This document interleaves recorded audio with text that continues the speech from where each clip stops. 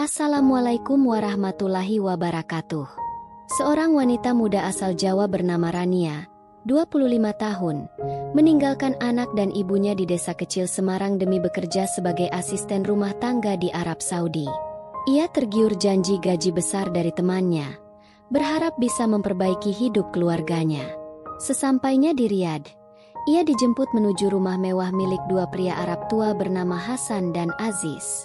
Awalnya, Rania hanya bekerja membersihkan rumah dan melayani kebutuhan mereka. Tapi perlahan, suasana mulai berubah.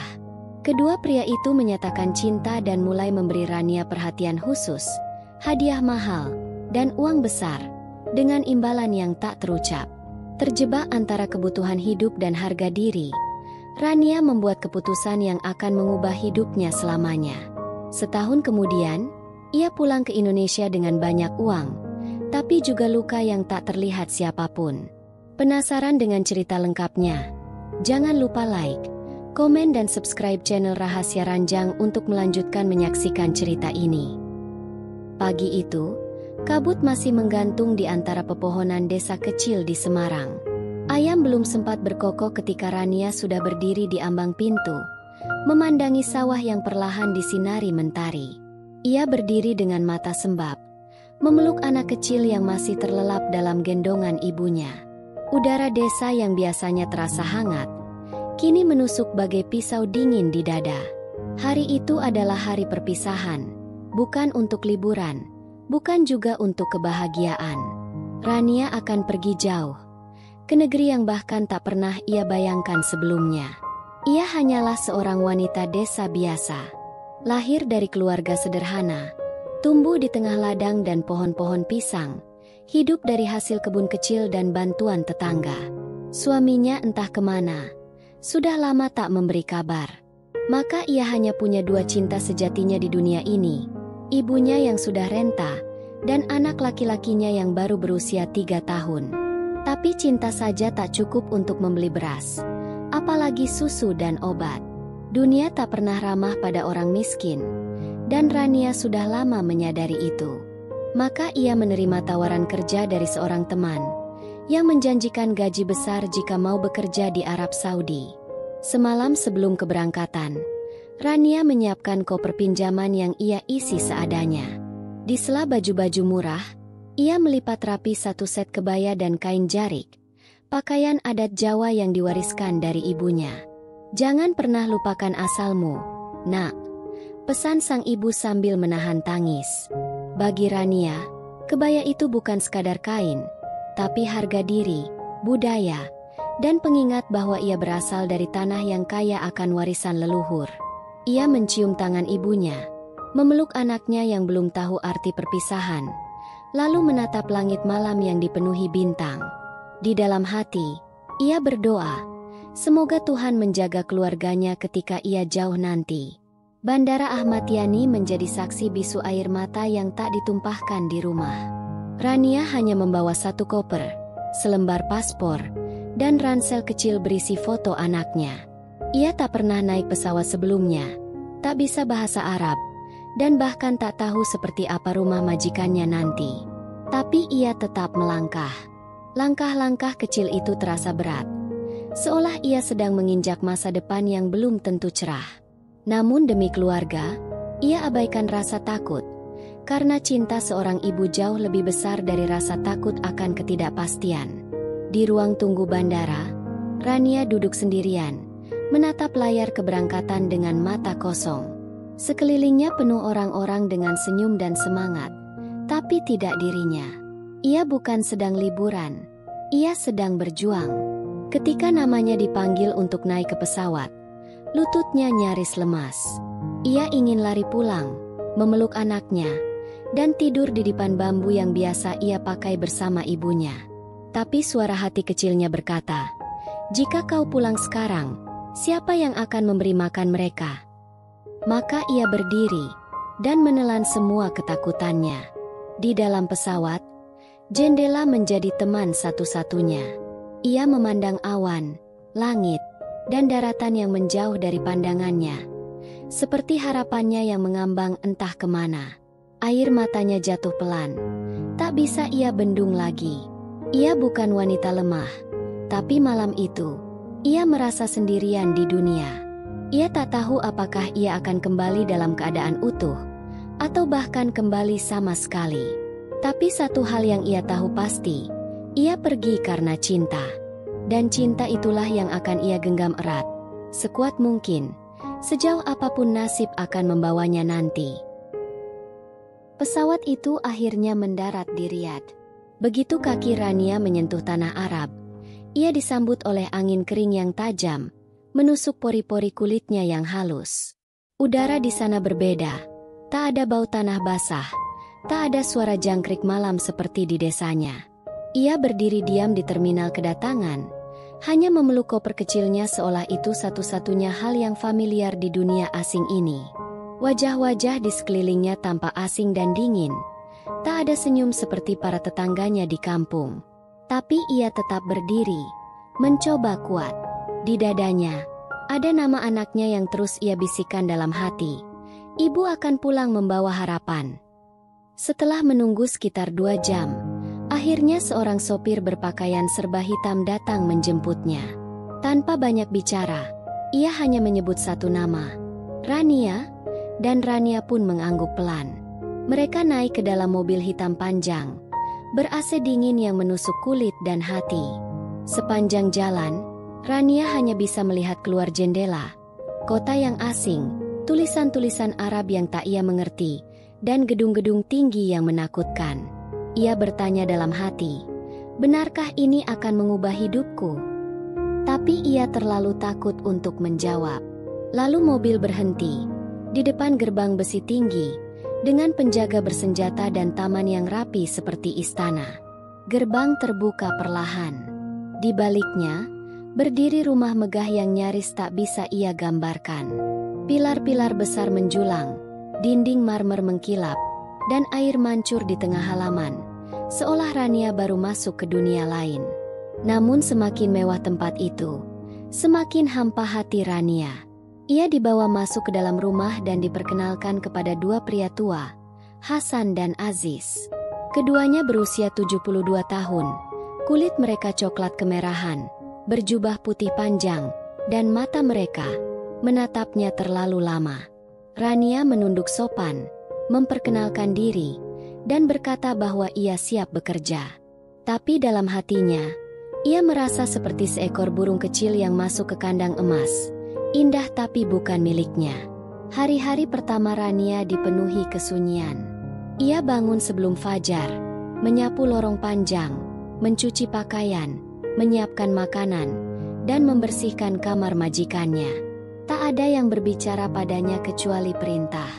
Ia tidak boleh keluar rumah, tidak boleh menggunakan ponsel terlalu lama, dan hanya boleh berbicara saat ditanya. Di kamar kecilnya, Rania sering duduk sendiri memandang foto anaknya. Ia menahan rindu, memeluk kebaya yang ia bawa, dan berdoa agar waktu cepat berlalu. Tapi waktu di sana terasa lambat, seolah setiap menit mengiris hatinya lebih dalam. Meski tak berkata banyak, Hasan dan Aziz mulai memperhatikan Rania. Mereka sering duduk di ruang tamu, pura-pura membaca koran, tapi matanya melirik ke arah dapur saat Rania lewat. Kadang mereka memuji kecantikannya, cara jalannya, bahkan warna kulitnya yang dianggap eksotis. Rania tak pernah menggubris, hanya menunduk dan berlalu cepat. Tapi ia tahu, sesuatu sedang berubah. Bukan hanya rutinitas, tapi suasana di dalam rumah itu. Ada ketegangan yang tumbuh, pelan-pelan, seperti bara yang siap menyala kapan saja. Malam demi malam, Rania makin gelisah. Ia mulai merasa tidak nyaman saat bekerja. Ketika harus membersihkan kamar Hasan, ia menemukan parfum lelaki yang sengaja ditinggalkan terbuka, seolah ingin menarik perhatian.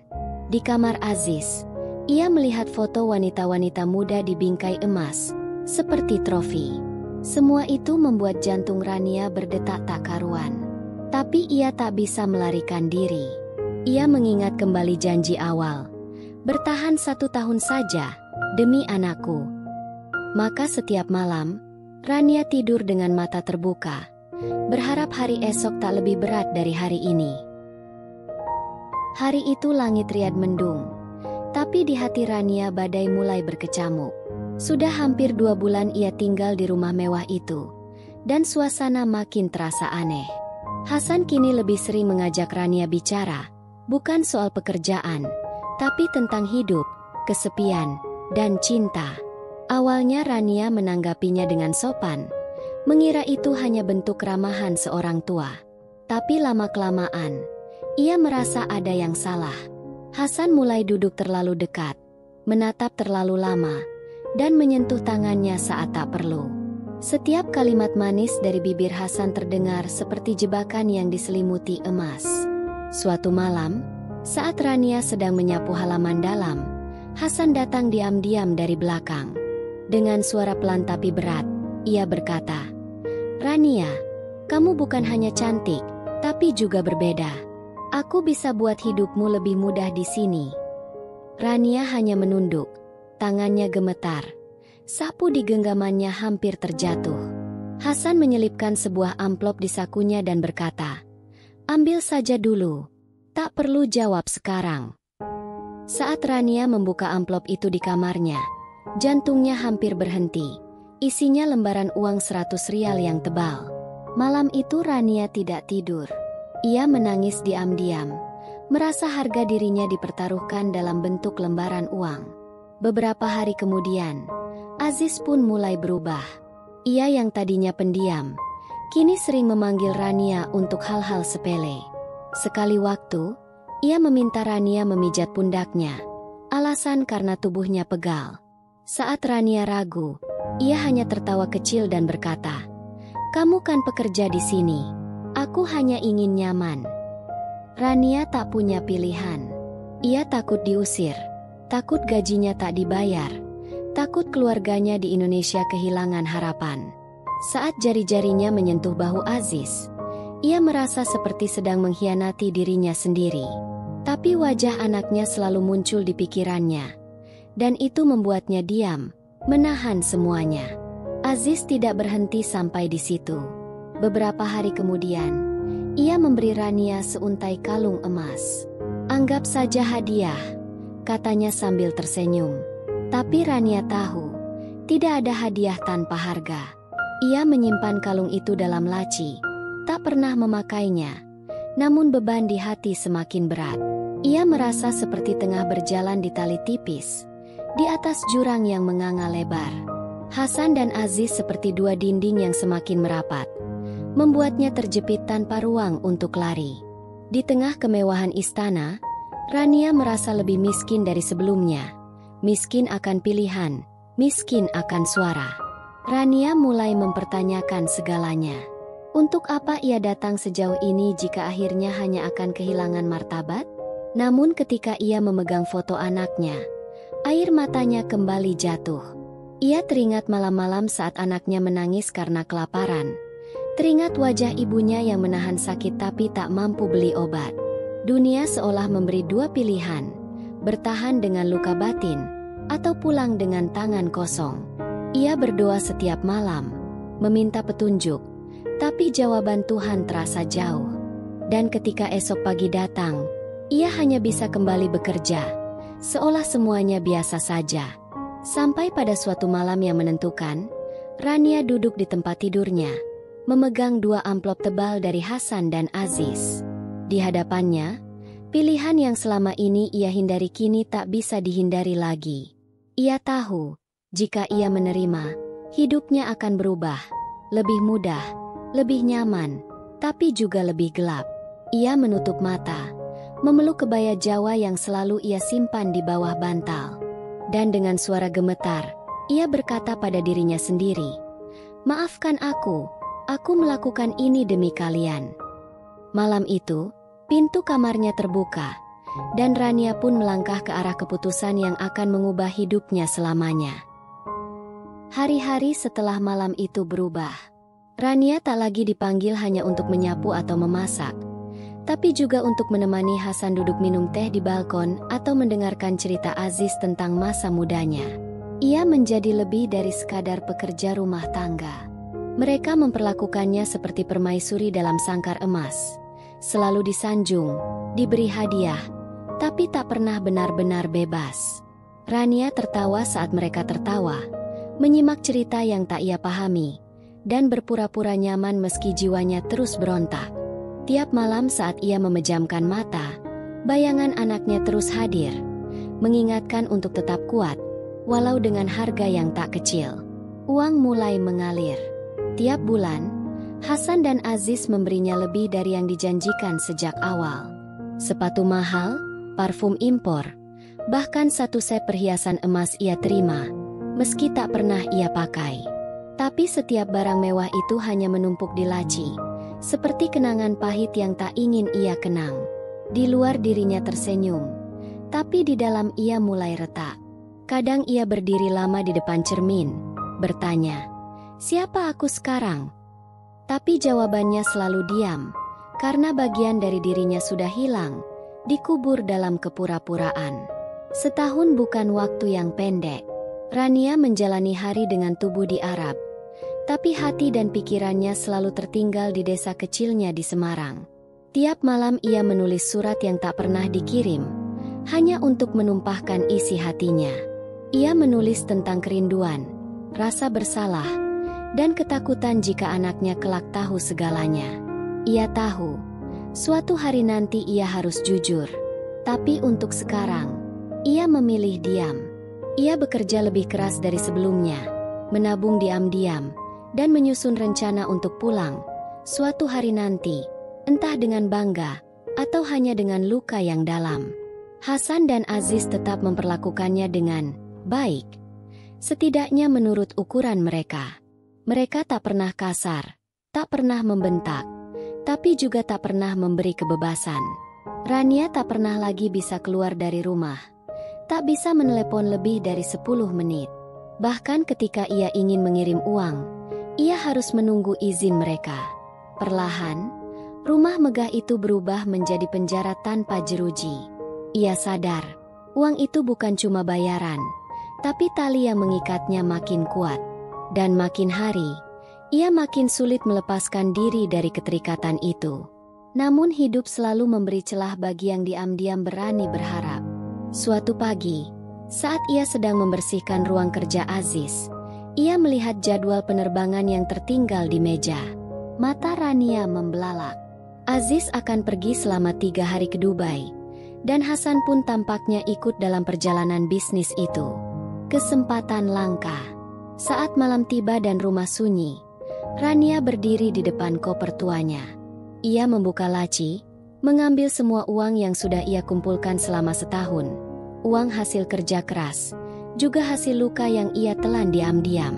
Malam itu, ia menulis satu surat. Ia tinggalkan di atas meja ruang makan, hanya berisi satu kalimat. "Terima kasih untuk semuanya, tapi ini waktunya aku pulang." Dengan langkah tenang namun mata berkaca-kaca, ia meninggalkan rumah itu. Tak ada tangisan, tak ada teriakan. Hanya suara sepatu kecilnya menyusuri trotoar Riyadh menuju bandara. Di tangannya, tiket pulang dan koper yang tetap berisi kebaya Jawa yang tak pernah ia tinggalkan. Di dalam dadanya, ada perih, ada rasa bersalah, tapi juga secerca harapan. Setelah tahun yang panjang, Rania akhirnya memilih pulang, dengan luka, dengan uang, dan dengan pelajaran yang tak akan pernah ia lupakan. Pesawat mendarat perlahan di Bandara Ahmad Yani, Semarang. Suara roda pesawat menyentuh landasan seperti membangunkan Rania dari mimpi panjang yang kelam. Ia masih memegang tas kecilnya erat, seolah takut semuanya hanya hayalan. Begitu menjejak tanah Jawa lagi, ia menghirup udara lembab yang dulu sering ia anggap biasa, tapi kini terasa lebih hidup dari segalanya. Air mata turun perlahan tanpa suara. Bukan karena bahagia, tapi karena hancur yang tertahan terlalu lama akhirnya menemukan jalan keluar. Ia menunduk, menyembunyikan wajahnya dari orang-orang yang berlalu lalang, membawa luka yang hanya ia sendiri tahu dalam diam. Di luar bandara, ibunya sudah menunggu. Wajah renta itu tampak lebih tua dari terakhir kali Rania melihatnya. Namun senyumnya tetap sama, lembut, tulus, dan hangat. Anak Rania yang kini berusia 4 tahun langsung memeluk kakinya sambil tertawa. Tak tahu apapun tentang beban ibunya. "Ibu pulang," bisik Rania sambil mencium rambut anaknya. Tapi di balik pelukannya, ada rasa hancur, karena ia tahu, ia telah mengorbankan sesuatu yang tak bisa ia kembalikan. Ibunya hanya memandang matanya, dan meski tak bertanya apa-apa, sorot itu seolah tahu, dan memaafkan tanpa syarat. Hari-hari pertama di desa begitu tenang, tapi sunyi yang menusuk. Rania membawa banyak uang, cukup untuk memperbaiki rumah, membeli sawah kecil, dan menyekolahkan anaknya lebih baik dari dulu. Namun di malam hari, ia masih sering terbangun.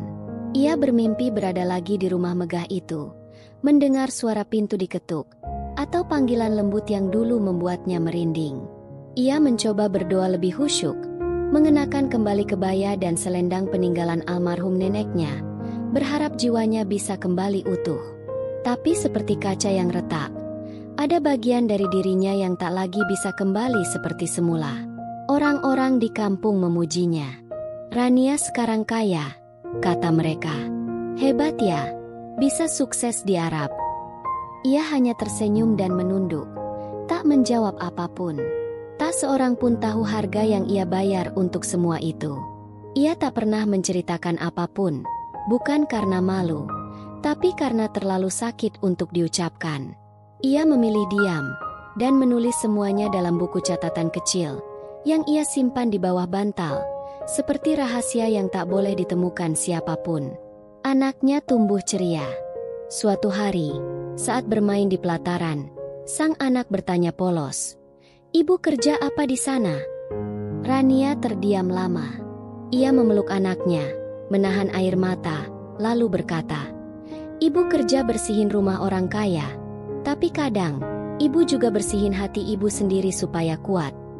Anak itu mengangguk tanpa paham, lalu berlari lagi. Rania menatap langit senja, berpikir, mungkin satu-satunya hal yang membuat semua luka itu layak adalah tawa anaknya hari ini. Ia sadar, ia tak akan pernah bisa menghapus masa lalu, tapi ia bisa memilih untuk tidak hidup di dalamnya selamanya. Dan di suatu pagi, saat embun masih menetes di daun jati, Rania berdiri di depan cermin rumah barunya. Ia mengenakan kebaya merah marun, rambut disanggul rapi seperti dulu saat menari di acara desa. Tapi kali ini, ia bukan lagi gadis polos yang berangkat dengan mimpi besar. Ia adalah perempuan yang pulang dengan luka, tapi juga keberanian. Ia tahu dunia bisa sangat kejam, tapi ia juga tahu, ia telah bertahan. Dan itu lebih dari cukup.